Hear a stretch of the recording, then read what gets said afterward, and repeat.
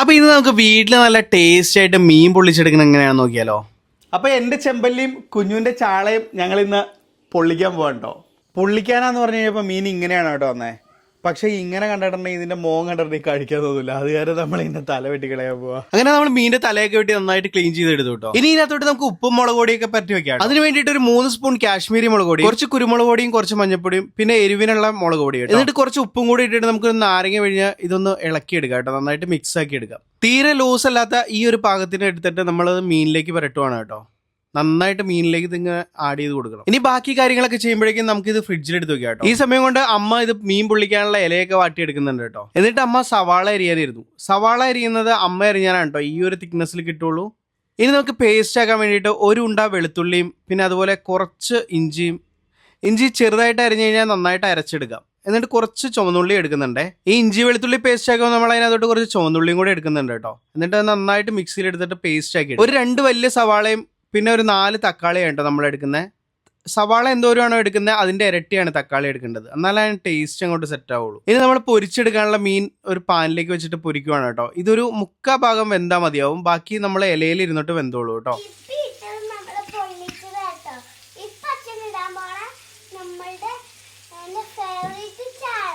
അങ്ങനെ മീൻ പൊരിച്ചെടുക്കുന്ന സമയം കൊണ്ട് നമുക്കൊരു പാനിലേക്ക് കുറച്ച് വെളിച്ചെണ്ണ ഒഴിച്ചിട്ട് ഇഞ്ചി വെളുത്തുള്ളി പേസ്റ്റ് അതിനകത്തിട്ട് മൂപ്പിച്ചെടുക്കാം കേട്ടോ. നമ്മൾ മീൻ വറക്കാനായിട്ട് ഓയിലും ഇത് മൂപ്പിക്കാനായിട്ട് വെളിച്ചെണ്ണയാണ് എടുത്തേക്കുന്നത്. ഈ പേസ്റ്റ് നന്നായിട്ടൊന്ന് മൂത്ത് വന്നു കഴിയുമ്പോഴത്തേക്കും നമുക്ക് കുറച്ച് കറിവേപ്പില അതിനകത്തോട്ട് ഇടാം. എന്നിട്ട് നമ്മൾ അരിഞ്ഞു മാറ്റി വെച്ചിരുന്ന സവാള അതിനകത്തോട്ടിട്ട് കുറച്ച് ഉപ്പും കൂടി ഇട്ടിട്ട് വഴറ്റിയെടുക്കാം കേട്ടോ. സവാള മൂത്ത് ഏകദേശം കുറച്ച് ബ്രൗൺ കളറായിട്ട് വരുമ്പോഴത്തേക്കും നമ്മൾ അതിനകത്തോട്ട് നീളത്തിൽ അരിഞ്ഞ വലിയ മുളക് ഇടുന്നുണ്ട് കേട്ടോ, പച്ചമുളക്. അങ്ങനെ സവാള നന്നായിട്ട് വഴറ്റിയെടുക്കുന്നുണ്ട് കേട്ടോ. ഈ സമയമായപ്പോഴത്തേക്കും മീനിന്റെ ഒരു പുറം നന്നായിട്ട് വെന്തിട്ടുണ്ടായിരുന്നു കേട്ടോ. അപ്പൊ മീൻ മറിച്ചിടുവാണ്. മീൻ നമുക്ക് ആവശ്യത്തിന് പാകത്തിന് വെന്ത് കിട്ടിയിട്ടുണ്ട് കേട്ടോ.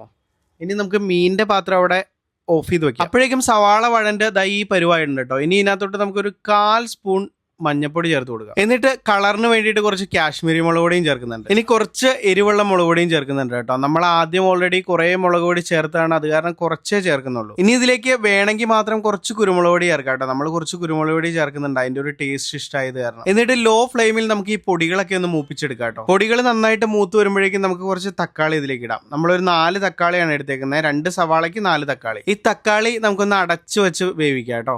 തക്കാളി നന്നായിട്ട് വഴണ്ടി വന്നിട്ടുണ്ട് കേട്ടോ. ഈ സമയത്ത് നമ്മൾ ഉപ്പൊക്കെ കറക്റ്റ് ആക്കി കൊടുക്കണം കേട്ടോ. അപ്പൊ എല്ലാ ഐറ്റവും നമ്മൾ സെറ്റ് ആയിട്ട് വഴറ്റിയെടുത്തിട്ടുണ്ട് കേട്ടോ. ഇനി നമ്മളിത് വാഴയിലേക്ക് ഇടുവാണേ. നമ്മൾ ആദ്യം വാട്ടി വെച്ച വാഴയിലേക്ക് ഈ തക്കാളി മിക്സിന്റെ ഒരു പകുതി നമ്മളൊരു ബേസ് പോലെ വെച്ച് കൊടുക്കുവാണ്. അതിങ്ങനെ പരത്തി വെച്ചിട്ട് അതിന്റെ മേളിൽ വേണ്ടോ മീൻ വെക്കാൻ. ഇനി നമ്മൾ ഫ്രൈ ചെയ്ത് വെച്ചേക്കുന്ന മീനെ എടുത്തിട്ട് ഇതിന്റെ മേളിലേക്ക് വെക്കുവാണ്. എന്നിട്ട് വഴറ്റിയത് ബാക്കിയുള്ളത് മുഴുവനും നമ്മൾ ഈ മീനിന്റെ മേലേക്ക് ഇങ്ങനെ തേച്ച് കൊടുക്കുവാണ് കേട്ടോ. ഇനി വാഴയില നന്നായിട്ട് പൊതിഞ്ഞെടുക്കണം കേട്ടോ. വാഴയില പൊതിയുമ്പോൾ നല്ല കട്ടിക്ക് വേണം പൊതിയാൻ, ഇല്ലെങ്കിൽ അടി പിടിക്കും. നമ്മളിത് മീൻ വറുത്ത പാത്രത്തിൽ തന്നെയാണ് കേട്ടോ പൊള്ളിച്ചെടുക്കുന്നത്. അത് കാരണം ദോശക്കല്ലുണ്ടെങ്കിൽ അതാണ് ബെസ്റ്റ്. പക്ഷെ എവിടെ പൊള്ളിച്ചാലും നല്ല കട്ടിയിൽ വാഴയില ഇല്ലെങ്കിൽ മീൻ കരിഞ്ഞു പോകും. അപ്പൊ ഭദ്രമായിട്ട് നമ്മളിത് പൊതിഞ്ഞ് കിട്ടിയിട്ടുണ്ട് കേട്ടോ. കാണാൻ വലിയ രസമില്ലെങ്കിലും ഇതിനകത്തുനിന്ന് ഒരിക്കലും മീൻ കരിഞ്ഞു പോകില്ല. ഇത് നമുക്ക് മീൻ പൊള്ളിക്കാം കേട്ടോ. മീൻ പൊള്ളിക്കാൻ വയ്ക്കുന്ന പാത്രത്തിലേക്ക് കുറച്ച് ഓയിലോ വെളിച്ചെണ്ണയൊക്കെ ഒഴിച്ചു കൊടുത്തിട്ടുണ്ടെങ്കിൽ അടി പിടിക്കാണ്ടിരിക്കും, കരിയാതിരിക്കും. പൊള്ളിക്കാൻ വയ്ക്കുമ്പോൾ നല്ലോണം സൂക്ഷിക്കണത് ഇടയ്ക്കിടയ്ക്ക് അങ്ങോട്ടും ഇങ്ങോട്ടും മറച്ചു കൊടുക്കണം കേട്ടോ. ഇല്ലെങ്കിൽ ഒരു സൈഡ് മാത്രം കരിഞ്ഞു പോകും. ഇപ്പൊ നമ്മുടെ 2 സൈഡും നല്ലോണം പൊള്ളി കിട്ടിയിട്ടുണ്ട് കേട്ടോ.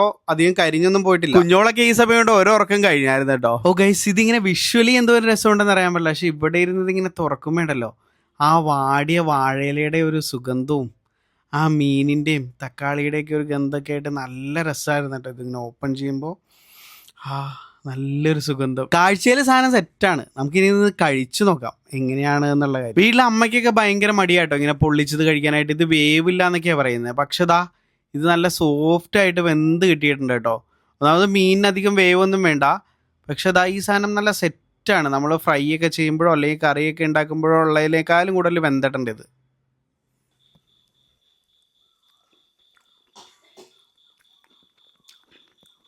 പൊളി. ഞാൻ ഉണ്ടാക്കിക്കൊണ്ട് പറയാലോ ഗൈസ്.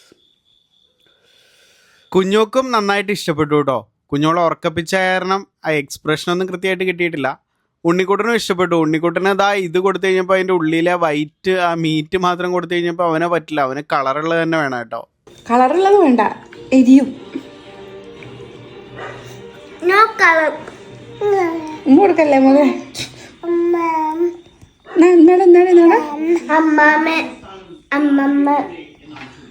ഇനി നമുക്ക് ഇത് കൂട്ടി ഇച്ചിരി ചോറുണ്ടോ നോക്കിയാലോ.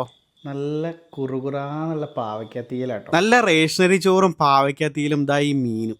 ആഹാ സെറ്റ്. ഒന്നും പറയാല്ല ഗൈസ്, ഇത് ഉറപ്പായിട്ടും വീട്ടിലൊന്നും ഉണ്ടാക്കി നോക്കണം കേട്ടോ.